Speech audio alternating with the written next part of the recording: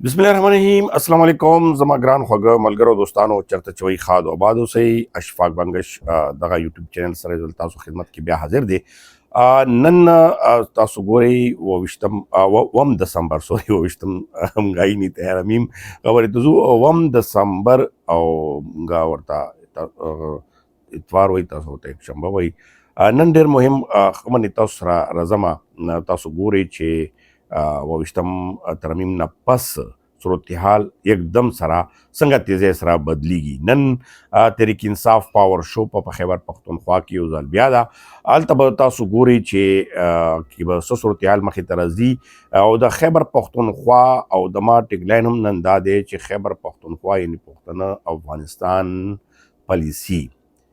ओ सदा अफगानिस्तान सर सकीगी पुख्तनों सर सकीगी या पाकिस्तान तहरीक इंसाफ मख्ता मुस्तकबिल अक्सर मुगा खबर कहूँ खुनन चंद खबरों बने तसरा मखमख के गमा चे ढेर मुहिम दी और दगा पे हवाले सरा चे तासु खबर हम वही और तासु नज़र हम साथी खो ढेर खबर न बताउस्ता या ढेर बरनमेज कम ताउस्ता वेली दी हफ्ते पस या ज़्यादा न ज़्यादा मेश पस ताउस्ता आगे हकीकत मखिता रागलेवी नन हम सब मुहिम दगा शांति टॉपिक्स दी چې هغه افغانانو دپاره هم دي پښتنو دپاره هم ضروري دي چې سخت وخت خو راځي اکثر زموږ اعمال هم وي ولې قرآن کې هم دغه غده موږ ته بار بار چې څرنګه قوم وي څرنګه مخلوق وي څنګه هغه وي په هغه شانتې بادشاه ور مسلط کیږي اوس صورتحال لږ بدل دی اوس بادشاه موږ تاسو چا طرف ته کو اسیم منیر यानी full power army chief field marshal और डिफेंस चीफ ऑफ डिफेंस उस सूरत हाल ढेर मुख्तलिफ शो गो के चितासो प्रेस कॉन्फ्रेंस ओले दो दे DGISPR और दगा शांति प्रेस कॉन्फ्रेंस यकीनन चे हम बेजल दुमरा ओसे के या दुमरा वन पार्टी बने या बने यो तरफ त खो दगा साबित शो फौज په سیاست کې مداخلت لازمي لري بل طرف ته دغه هم ثابته شوه چې دا وخت کې چې کوم عمران خان په زندان کې دی د هغه د وجې څومره لوی ټینشن یا لوی پرابلم جوړ شوی دی او اوس فاینلی فیصلې طرف ته خبره روانه ده نو په دغه کې ما تاسو مخکې ویلو چې ګورنر راج دمکی ده په خیبر پختونخوا کې خو اوس زه تاسو ته دا وایم چې ګورنر راج لګېدو دپاره لار همواره کیږي او په دوه اپشن باندې غور کیږي چې هغه سدي ورسره زب په بل ټاپک دغه موضوع ده چې افغانستان سره اخر دی کول سغواړي او د چا په ایما باندې دغه یو ټینشن جوړ کړی شوی دی چې وختي دی یا مخته دینه س جوړیږي یا جوړیدل غواړي ډېر لکه بریک کسانو ته وي ډېر پویا کسانو سره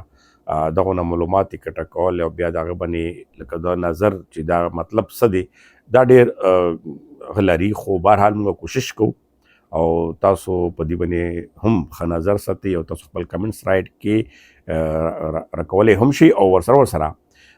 تاسو زما کوم خبرې باندې اختلاف لرئ نو هغه په پازیټیو طریقې سره لیکي نو موږ به ښه انداز سره باندې مخته موږ اصلاح کیږي او هغه باندې به کار کیږي یا هغه باندې تصدیق خبره کیږي نو دې سره زما چینل یوټیوب چینل لازمي چار ملګرو نه سبسکرایب کړئ نو سبسکرایب کړئ او نور ملګرو سره تاسو ویډیو خوښه شي لازمي شیر کړئ اوس ما ډیزل چې کوم سرنامه د هغه کې هم تاسو ته مختصر وښولو لوی هم شول خو لږ سټایل مې تبدل که خو بهرحال تاسو به پوه شوي وئ چې موضوع صرف دغه دوه ده خیبر پښتونخوا افغانستان بلکې بلوچستان هم هغه ده خو دی وخت کې چې کوم لوی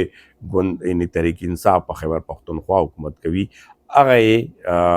د ملک سلملتیا یعنی خطره وګرځوله اوس عمران خان چې خطره ګرځوي نو هغه په شا باندې خو کروڑو خلک دي او دغه فالوورز دي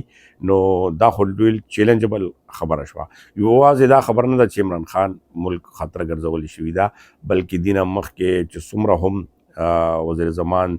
یا پارټۍ سربراهان نواز شریف شو کا زرداری شو او کا بېنظیر بټو شو او کا ذوالفقار علي بټو شو دا ټول د ملک ګرځول شو پیاله لاډلی وو پیاله به خو اقتدار کې راوستونی وو بیا باد کېږه اوس ګوره په دغه ځای کې دوه کنفیوژن تاسو ته اوس ښکاري زما په هغه کې چې نن ما د دواړه ټاپک موضوع ته یو ته راولم. یو خو ګوره چې امریکا خوشحالولو یا دغه خبرې چې کیږي څه نه څه خبرې بیا حقیقت طرف ته هم راوځي، ولې چې امریکا هم دا غواړي چې په افغانستان باندې دباو وي، بلخوا اسرائیل سره د معاملات هغه کې د دواړې موضوع پاکستان دی وخت یو طرف ته ټیکل کوي، خو دی وخت کې محاذ جنگ چې د پاک آرمی یا موږ ته وایي اسټیبلیشمنټ دی هغه یو پاکستان تحریک انصاف یعنی خیبر پختونخوا، بلخوا افغانستان، دا دوه اهم هغه باندې یعنی دا پروجیکټ بل دی خو یو پروجیکټ دی په یو تله کې اچولی شوي دي.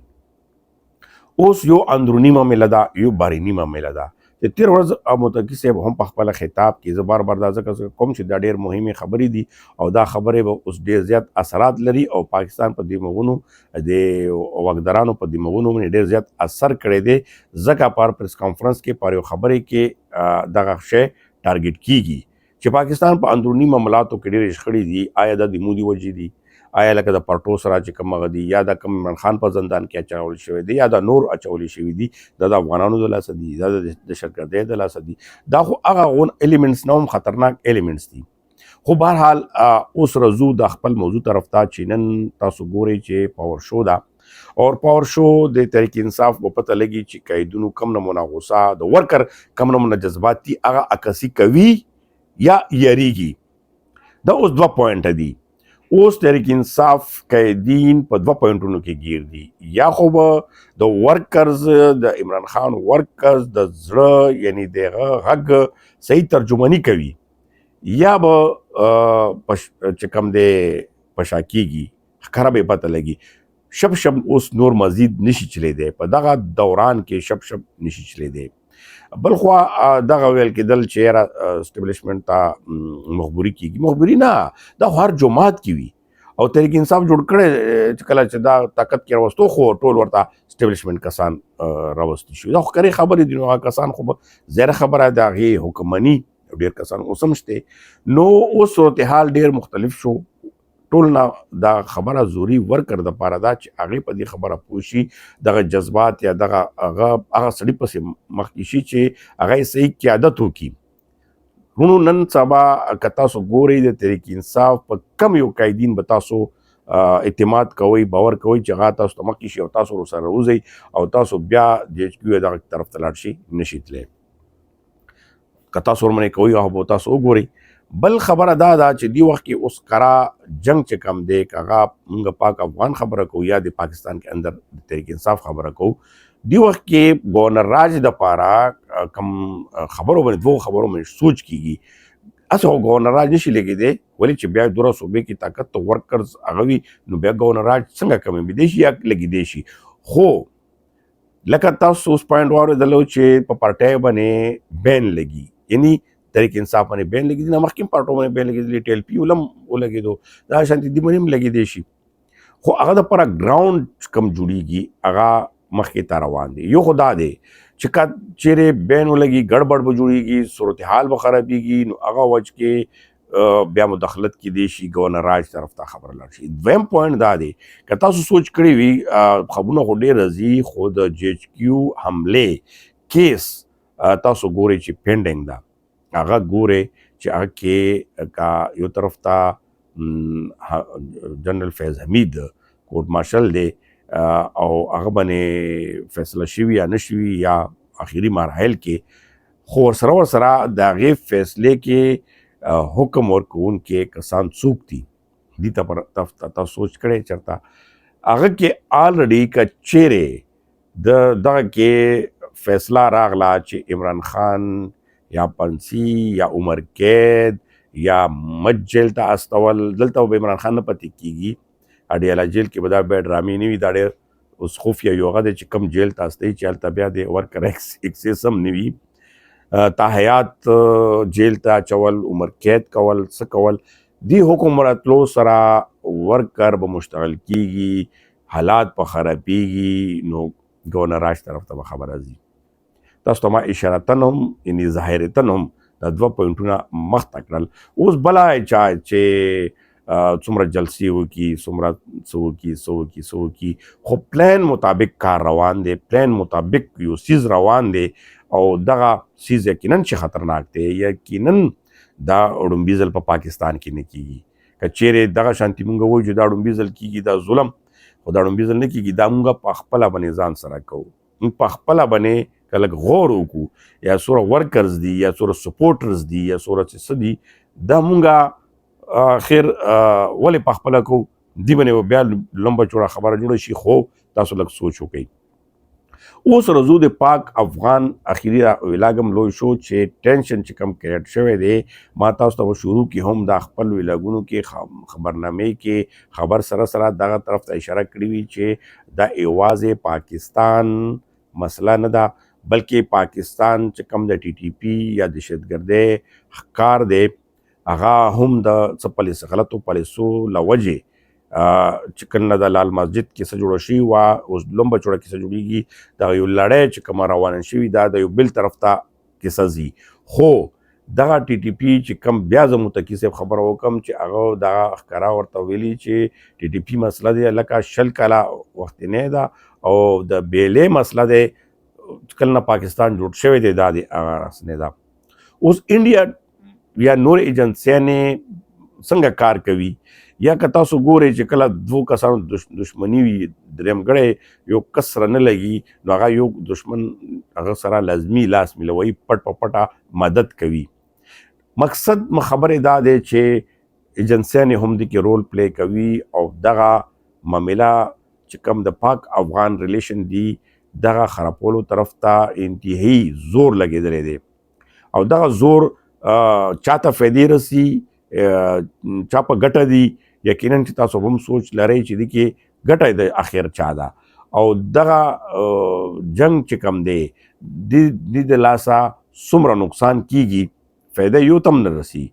نقصان زیات کیږي او ځپلی کیږي. پوښتنه چې اوس ځای هغه باندې مشکلات که نیول دي که بوتل دي که څه دي، دا ټول ته ګورې اوس ځای نه هغه ورو اثرات روان دي که نه، او د اخر رسی به کوم ځای پورې زموږ پښتون لیډرشپ یا زموږ لیډرشپ په سیاسي محاذونو باندې چې کوم روان دي، نو د دې انجام نه بې خبره دي یا خبر دي خو زور نه رسي چې دغه یو داسې طرف ته موږ روان یو. خدای مکه چې زموږ بیا نسلونو پورې به دغه سیمې چې کومې دي آبادې نشي، دغه سیمو کې به امن خوب لیدل شي. ولې چې دغه سره تړل شوي زموږ سیمې دي، که ته محفوظ کړې نو پنجاب به محفوظ کړي، نور صوبې به محفوظ کړي، خو زموږ خیبر پښتونخوا بلوچستان نشي محفوظ کیدی. په دغه سچویشن کې به غیر دا نه وایم چې یو خپله کې به د مسلمانان خپله کې دومره یو بل نه نفرت پیدا کړي، خو غیر چې کوم ایجنسیانې کار کوي هغه به خپل منځ کې فنډینګ دغه شانتي شروع کړي د تحریکارو کې چې بیا به نه سر پته لګي او نه به خپو پته لګي. زمونږ په علاقو کې د شیعه سني فسادات مخ ته دي چې دواړو نه غوښتل خو بیا کېدل. ولې دغه ټول نه غټ پرابلم چې کم دی وخت کې روان دی، نن چې کومه کېږي دغه 50 ورځې یا 56 ورځې کېږي چې ستا تجارت تاجران یا څومره مشکل کې گیر دي، نو اخر د دې هغه خو هم چېرته ځي که نه، او دغه پرابلم حل کېدو صرف دا یو پوینټ نیولی شوی چې موږ ته د یقین دهني راکړي چې ټي ټي پي دې خوا نه راځي. نو دا څنګه یقین دهني درکړي یا څنګه دا پوینټ تاسو نیولی دی؟ نو تاسو د بونډرز باندې راځي چې راوځي خو بس سر به نیولی که نه، یا چې څومره کېږي هغه ټارګېټ کوئ. دا هم یو عجیبه غونې منطق دی. خو بهرحال دغه ټي ټي پي ته په پاکستان کې هم په چې کوم غریزې علاقې یا چې کوم په پالیسي کې دا واپس روباسلي شي هغې اوس هم ځای په ځای باندې موجود دي. نو ظاهره خبره ده چې هغې خاتمې دپاره خو دلته افغانستان نشي راتلی یا طالبان د افغان حکومت تا سره مرسته نشي کولی. اوس دغه صورتحال باندې یقینا پالیسي ده، سټیټ دی، او موږ آخر خبره دغه کوو چې غر سره ډاغره ده، خو آخر کله پورې او بیا بل مشرانو مثال دی چې که غر ډېر هم لوړ وي خو په ساري لار لازمي وي نو لار خو لازمي شته د دې غر ټاغر والا خو لار به روباسي څوک دا خبره به خبرو په اترو او په دلایلو باندې ختمیږي خو الله چې هغه دلایلو کسان زموږ مشران ربیدار شي او شامنې دغه خلک چې کم دي هغه یو اواز شي که څو پرې یو اواز نه وي شوي نو ما خبره ده د بچه خان خبرې ته بیا سړی ځي چې دا پښتانه بیا کله هم نشي آبادي دی نو همدې سره زموږ دغه بس یو ژړا فریاد ورته وایه او منځ کې تاسو ته اشارتن او ظاهرتن برنامه خبرنامه وه چې هغه تاسو ته په راتلونکي وخت کې پته ولګي. ډېره مننه، خوشحاله او آباد اوسئ.